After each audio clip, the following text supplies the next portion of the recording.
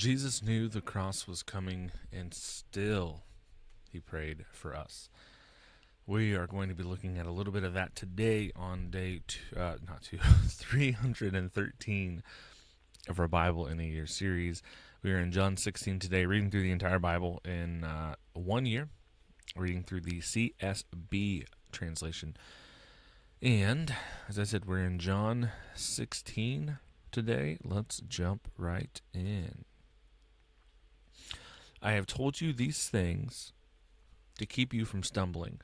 They will ban you from the synagogues. In fact, a time is coming when anyone who kills you will think he is offering service to God. They will do these things because they haven't known the Father or me. But I have told you these things so that when their time comes, you will remember. I told them to you. I didn't tell you these things from the beginning because I was with you. But now I am going away to him who sent me, and not one of you asks me, where are you going? Yet because I have spoken these things to you, sorrow has filled your heart. Nevertheless, I am telling you the truth. It is for your benefit that I go away, because if I don't go away, the counselor will not come to you.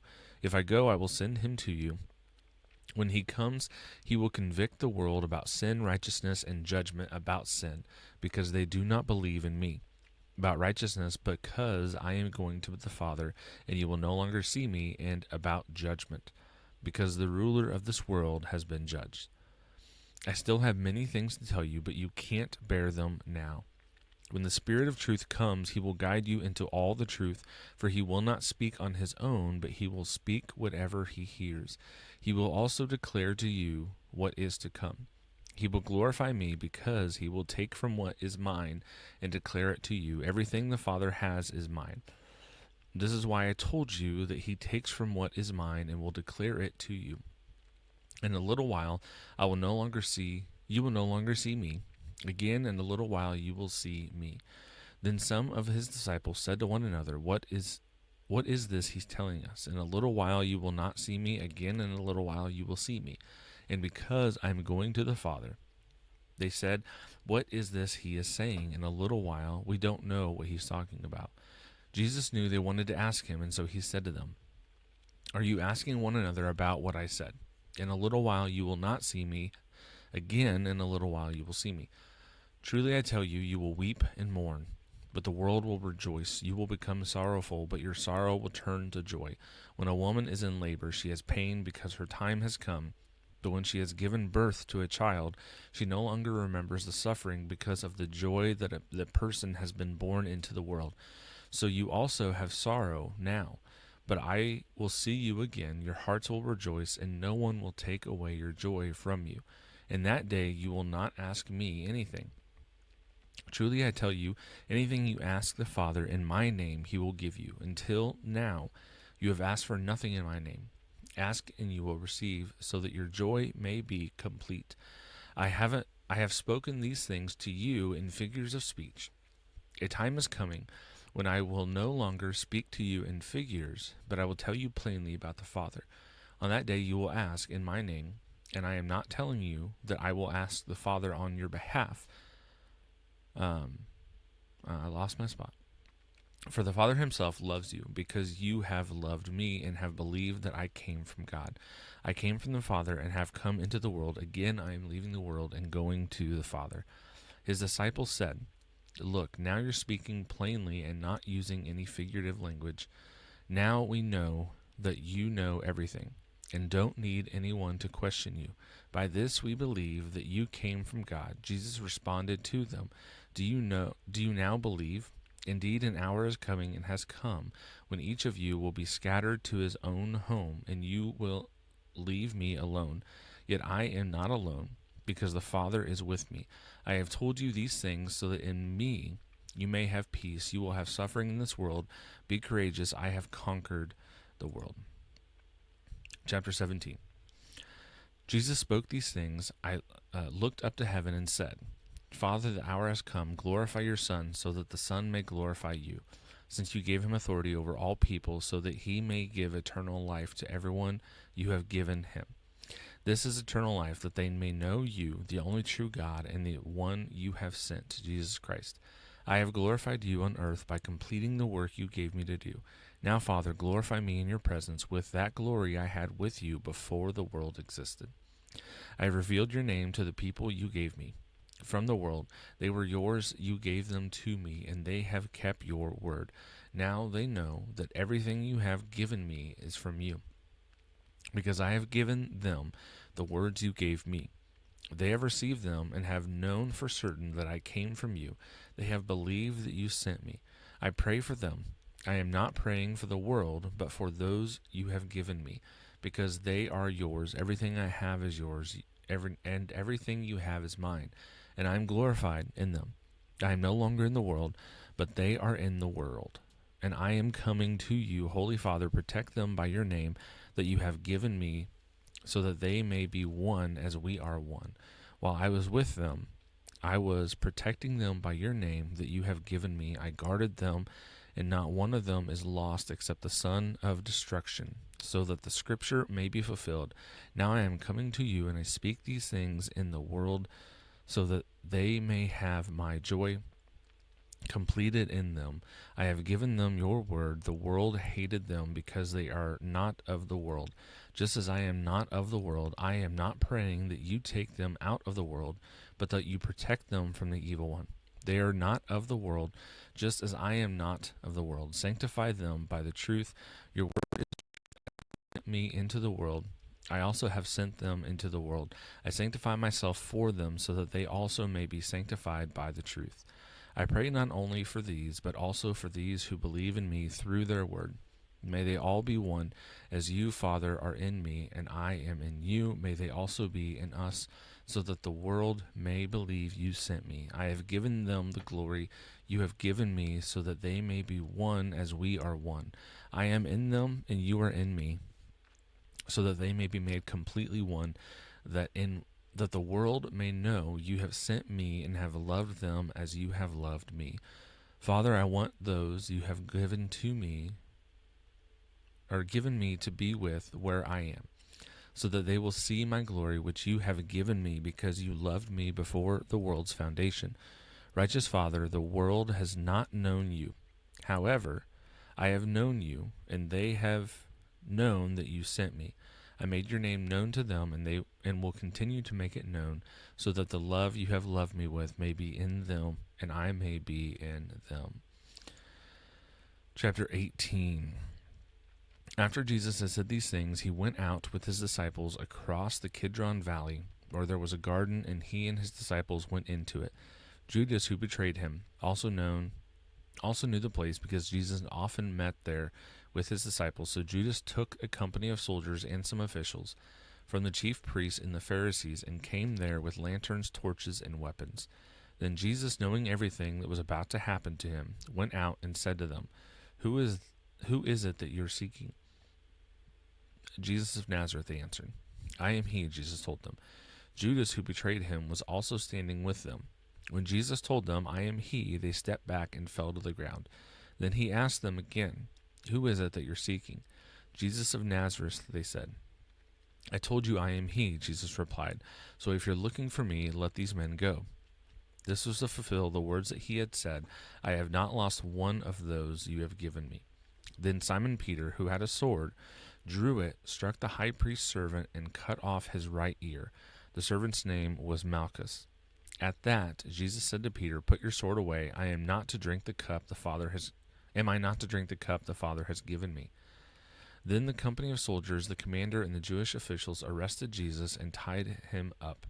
First they led him to Annas, since he was the father-in-law of Caiaphas, who was high priest that year. Caiaphas was the one who had advised the Jews that it would be better for one man to die for the people. Simon Peter was following Jesus, as was another disciple. The disciple was an acquaintance of the high priest, so he went with Jesus into the high priest's courtyard. But Peter remained standing outside the door. So the other disciple, the one known to the high priest, went out and spoke to the girl who was the doorkeeper and brought Peter in. Then the servant girl who was the doorkeeper said to Peter, You aren't one of this man's disciples too, are you? I am not, he said. Now the servants and the officials had made a charcoal fire because it was cold. They were standing there warming themselves, and Peter was standing with them, warming himself. The high priest questioned Jesus about his disciples and about his teaching. I have spoken openly to the world, Jesus answered him. I have always taught in the synagogues and in the temple, where all the Jews gather, and I haven't spoken anything in secret. Why do you question me? Question those who heard what I told them. Look, they know what I said. When he had said these things, one of the officials standing by slapped Jesus, saying, Is this the way you answer the high priest? If I have spoken wrongly, Jesus answered him, give evidence about the wrong, but if rightly, why do you hit me? Then Annas sent him bound to Caiaphas the high priest. Now, Simon Peter was standing and warming himself. They said to him, You aren't one of his disciples too, are you? He denied it and said, I am not. One of the high priest's servants, a relative of the man whose ear Peter had cut off, said, Didn't I see you with him in the garden? Peter denied it again. Immediately a rooster crowed. Then they led Jesus from Caiaphas to the governor's headquarters. It was early morning. They did not enter the headquarters themselves, otherwise they would be defiled and unable to eat the Passover. So Pilate came out to them and said, What charge do you bring against this man? They answered him, If this man weren't a criminal, we wouldn't have handed him over to you. Pilate told them, You take him and judge him according to your law. It's not legal for us to put anyone to death, the Jews declared.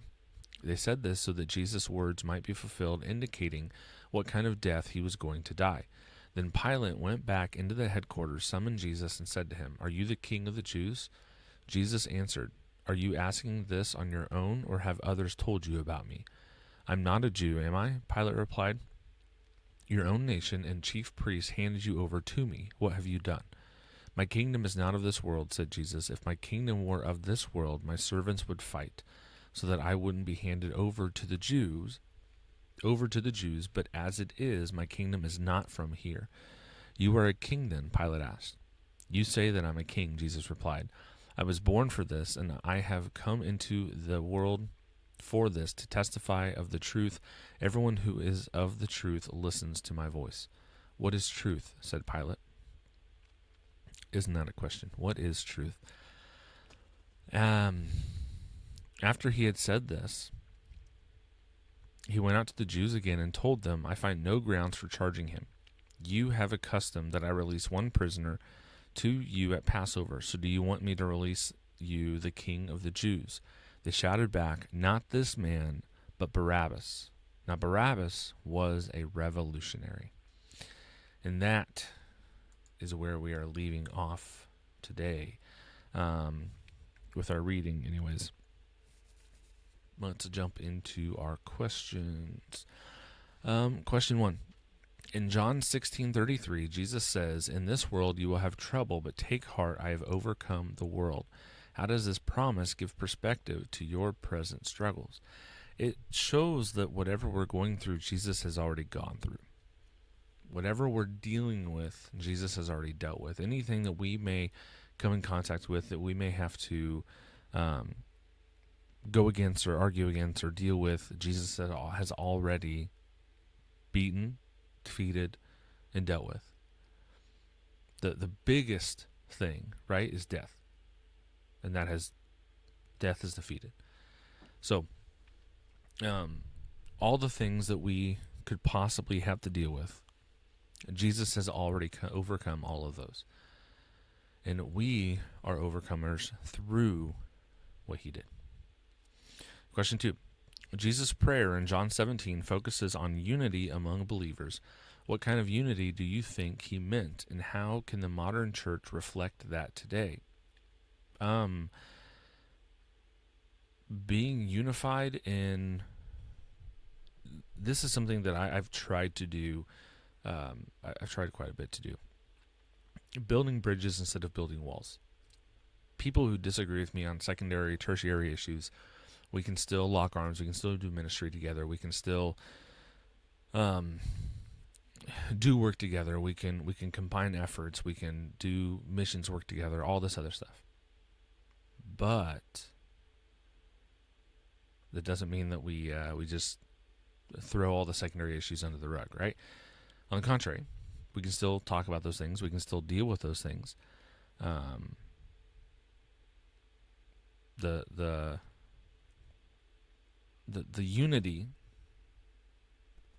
that we should get, the unity that we should seek for, is the unity on the primary things. Right? We don't have to agree on everything, but we do have to agree on some things. And that is the main core tenets of Christianity. And this is why I don't have an issue saying that Mormons are not Christian, the Jehovah's Witnesses are not Christian. They're not. They disagree on core doctrines of Christianity, the things that actually make you a Christian. They disagree on. So they're not Christian. I want them to be Christian, but that doesn't happen by just giving them title of Christian. That happens by them accepting the true Jesus and coming into the family of Christianity that way. Question 3. When faced with betrayal and arrest, Jesus responds with peace and authority. What does his example teach us about trusting God's plan in moments of injustice or suffering? I think just that shows understanding of trusting God in everything, even when things don't seem to be going our way. Now, Jesus knew what was going to happen, right? But even for us, when they don't seem to be going our way, when they don't seem to be going the way that we thought they would go or that we hoped they would go, trusting that God is in control, God is ultimately sovereign, and he will work all things together for good for those who love him and are called according to his purpose. I think that's in moments of when we feel like we're being slighted, when we feel like there's things coming against us, I think that is the thing that really can help pull us through. That is that understanding, an actual grasp on that, a full understanding on that. Thanks for watching this video. Don't forget to like, comment, and subscribe, as all those things help the channel grow. If this has been a blessing to you, you can share it with somebody else. It can be a blessing to them, and word of mouth is the best way that podcasts grow as well. So that can be something that helps this channel as well. Come back every single day. We're going to have more content every single day. Bible reading plan. We're going through the Bible an entire year, different teachings, all kinds of just really great biblical sound stuff like that. So you're not going to want to miss it. Come back, subscribe. Thanks. God bless.